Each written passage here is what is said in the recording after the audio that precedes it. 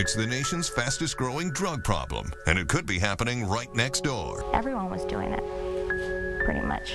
CBS 5 Investigates takes a look at a troubling trend involving suburban moms. The face of the nation's drug addict is changing. Many moms are popping pills from Percocet to Xanax just to get through the day. CBS 5 Investigates' Heather Moore takes us inside this disturbing trend. Heather?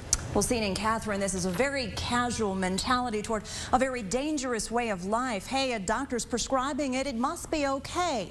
But Arizona has one of the highest death rates in the country from prescription drug overdoses. Here's one woman's story. During the 2 years, I was what you would say probably a functioning drug addict. It was something I did from morning till night, something I was ashamed of. For a long time, Lori was someone who appeared to have it all together. I own a business in Scottsdale. A successful business, a lot of friends, a beautiful home, and a loving family. Then the economy took a turn, and so did the 40-year-old mom's life. It started with some financial stress, and my doctor put me on a Xanax prescription, as well as some antidepressants and for some anxiety.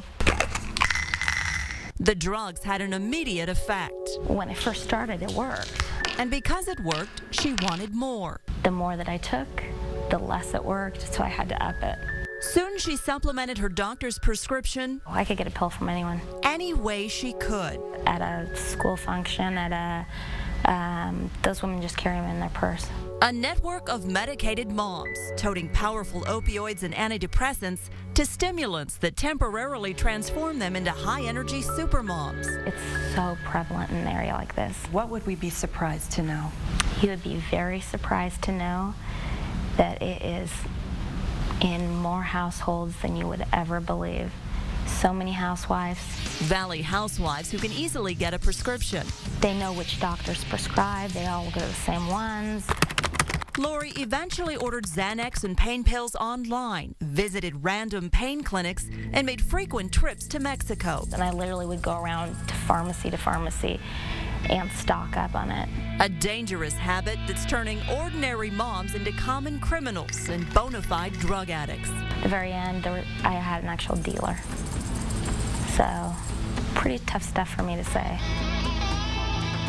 I can tell you they're as addictive and probably worse than many of the street drugs out there. Dr. Michael Yasinski says it's shocking how many affluent middle-aged women are getting hooked on prescription drugs. It's a rampant drug movement out there where moms and grandmothers and all sorts of people in that community are using. According to the CDC, sales of prescription painkillers have quadrupled in recent years, and 1 in 8 Americans are reportedly taking Xanax. You pop it and magically you feel better. Ideally, who are these meds for? Anti-anxiety medicines are for people with legitimate anxiety, some kind of really stressful situation. We pulled the data to find the top 5 drugs dispensed last year in Arizona. Prescriptions for OxyContin seeing the most dramatic increase in the past couple years. What are some of the biggest reasons that your patients, these women and moms, ask you for a prescription? When they start to lose this superficial type of stuff that kept them happy, there's an emptiness left inside, and that's typically when they start to look for something to fill and numb that emptiness, which is really painful. It was definitely a numbing factor, but the problems didn't go away. In fact, for Lori, they got worse. Her drug habit became incredibly expensive. $2,000 to $3,000 a week. But it ultimately cost her so much more. Things were starting to fail. My business was failing. My friendships were failing. My marriage was failing. And it was going downhill pretty quick. Until one night, she hit rock bottom.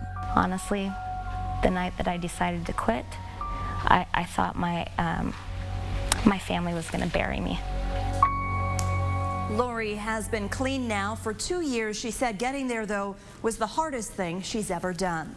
Dr. Yasinski says you can run from your feelings, but you can't hide, because ultimately emotions are meant to be felt, dealt with, and processed in order to move on and function normally again.